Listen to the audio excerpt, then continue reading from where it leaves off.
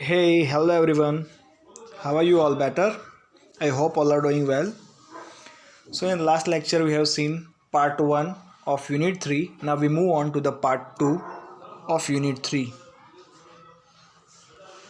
So the part 2 is non-banking financial companies and insurance. That is NBFCs and insurance. Okay. So in this question number 1 is on your screen. Short note on non-banking financial company, that is NBFCs. સો જે આપણું chapter number 3 છે એની અંદર second part આપણને આપેલો છે non banking financial companies and insurance. એની અંદર question number 1 છે એનબીએફસીસ ઉપર ટૂંક નોંધ આપો. Okay, so let's start. Meaning according to the guideline of આરબીઆઈની ગાઈડલાઇનના according non banking financial companies mean non banking institution. એનો મતલબ એવું થાય છે કે નોન બેન્કિંગ ઇન્સ્ટિટ્યુશન છે વિચ ઇઝ લોન કંપની, કે જે લોન કંપની છે, or an equipment leasing company અથવા તો કોઈ ભાડે આપતી સામાનની કંપની છે, or any mutual benefit company અથવા તો કોઈ મ્યુચ્યુઅલ બેનિફિટની કંપની છે. ઓકે, આવો આપણને એનો મિનિંગ આપવામાં આવેલો છે. Then we have given the characteristics of NBFCs. હવે as you all know, તમને બધાને ખબર છે કે on screen you will be able to see only the points, rest you have to find out in your books. Okay, so on page number 130 130 નંબરના page ઉપર તમને characteristics of NBFCs આપવામાં આવેલા છે, જે હું તમને સ્ક્રીન ઉપર પણ દેખાડું છું. So these are the characteristics of NBFCsના characteristics આપવામાં આવેલા છે. So number 1 is through they are working as a bank. તેઓ બેંક તરીકે કામ કરતા હોય છે. They are known as non banking company, એટલા માટે એમને આપણે નોન બેન્કિંગ કંપની કહીએ છીએ.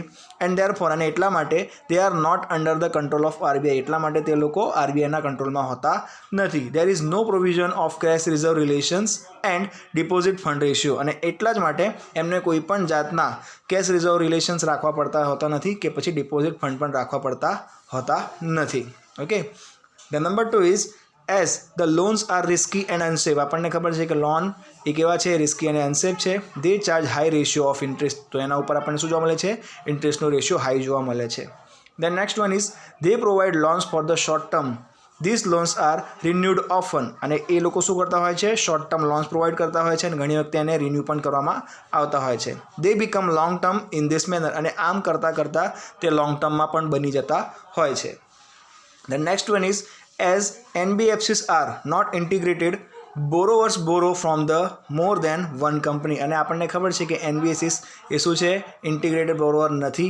તો આપણે શું કરી શકીએ છીએ, ઘણી જગ્યાએ ઘણી કંપનીઓ આપણને આમાંથી બોરો પણ કરતી જોવા મળે છે.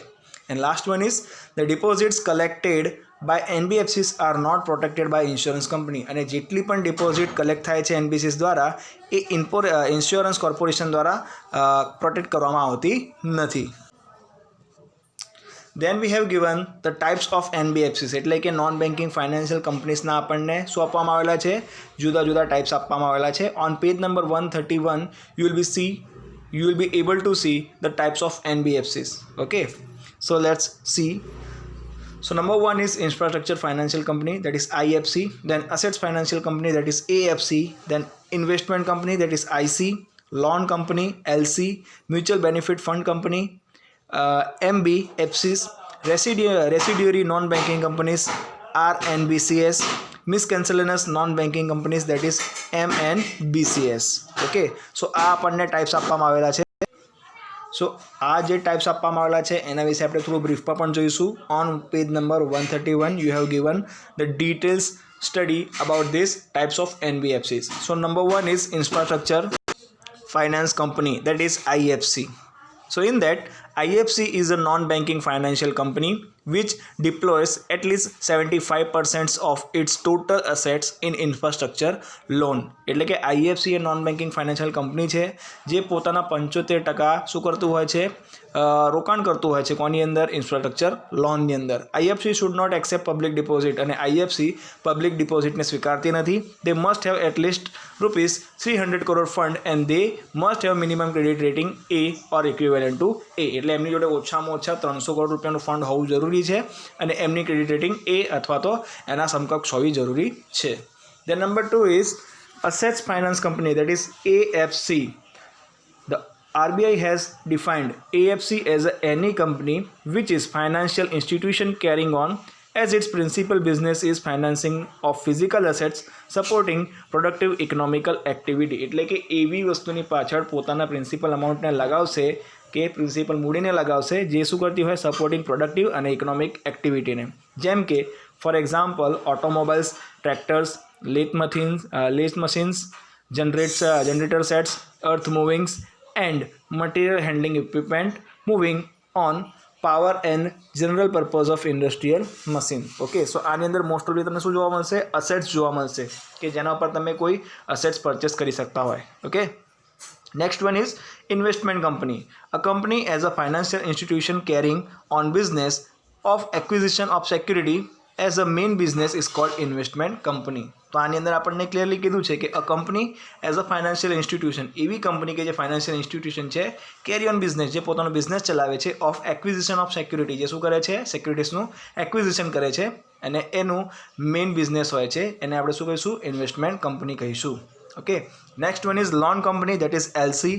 Loan company is non-banking financial company, the company whose principal business is providing finance by making loans or advance for any activity other than its own without involving an assets finance company is loan company. એટલે કે એવી કંપની કે જે શું કરે છે? કોઈ પણ જાતના અસેટ્સને પરચેસ કરવા માટેની લોન પ્રોવાઈડ કરતી હોય છે, તેને આપણે શું કહીશું? લોન કંપની કહીશું. Okay, then last one is, so in NBFCs, the concept of mutual fund business started in India in the year 1963. આપણને ખબર છે કે ઇન્ડિયાની અંદર જે મ્યુચ્યુઅલ ફંડ બિઝનેસ છે એનો કોન્સેપ્ટ 1963થી શરૂઆત થયેલો છે with the creation of UTI, that is unit trust of India. According to mutual fund regulations, it is a fund, એક એવું પ્રકારનું ફંડ છે establish in the form of trust by the sponsor, કે જે શું છે? ફોર્મ ઓફ ટ્રસ્ટ છે કોનું? સ્પોન્સરનું. ટુ રેઝ ધ મની, શાના માટે? મનીને રેઝ કરવા માટે. By the trustee through the sales of unit to the public or section of public under one or more scheme, જેની અંદર પબ્લિક અથવા તો પબ્લિકના સમૂહને એક કરતાં વધારે સ્કીમ્સ આપીને શું કરવામાં આવતું હોય છે? સેલિંગ કરવામાં આવતું હોય છે for investing in the security including money market instrument. Okay, so that is known as mutual benefit fund company. The next one is residuary non-banking companies, that is RNBCS. RNBCS are also one kind of NBFCs that cannot be classified as a hire purchase, જેને તમે વર્ગીકરણ કરી શકતા નથી, જેમ કે hire purchase, equipment leasing, loan, investment or chit fund companies. But પરંતુ which accept the public saving, જે શું કરે છે? પબ્લિકની સેવિંગને એક્સેપ્ટ કરે છે by operating various deposit scheme of bank, જેની અંદર આપણને શું જોવા મળે છે? વેરિયસ ડિપોઝિટની સ્કીમ્સ જોવા મળતી હોય છે. Okay, next one is miscellaneous non banking companies, that is MNBCS. Last આપણને આપેલું છે. MNBCS are the companies engage in the chit fund business, જે કોની સાથે સંકળાયેલી છે? ચીટ ફંડ બિઝનેસ સાથે સંકળાયેલી છે. The term deposit as a defined by the RBI Act 1934 does not include subscription of cheat fund. આપણને જે આરબીઆઈની ડિપોઝિટ માટેની ડેફિનેશન આપવામાં આવેલી છે એના અકોર્ડિંગ આપણને સબસ્ક્રિપ્શનમાં ક્યાંય ચીટ ફંડ શબ્દ જોવા મળતો નથી. The RBI regulates only the deposit accepted by this company but does not regulate their business. એટલે કે જેટલા પણ પૈસા ડિપોઝિટ કરવામાં આવે છે તેને એક્સેપ્ટ તો કરે છે પરંતુ એને બિઝનેસને રેગ્યુલેટ કરતી નથી. According to the Cheat Fund Act 1882, cheat fund company means a company managing, conducting or supervising a foreign agent of any other capacity or company. એટલે કે ચીટ ફંડ કંપની એક એવું છે કે જે કંપનીનું મેનેજ કરે છે, કન્ડક્ટિંગ કરે છે, સુપરવિઝન કરે છે ફોરમેન લોકોનું અને એક એજન્ટ તરીકે કામ કરે છે. ઓકે, સો આ આપણને ડેફિનેશન આપવામાં આવેલી છે ચીટ ફંડની. Okay, so that's it about our question number 1 from part 2, that is NBFCs, short note on NBFCs. So અહીંયા આપણો question 1 number A પૂરો થાય છે. Still if you have any kind of doubts or any kind of queries, please let me come to know. Comment in the comment box. We'll see you in the next lecture. Till then, read hard, study hard. Bye bye and take care.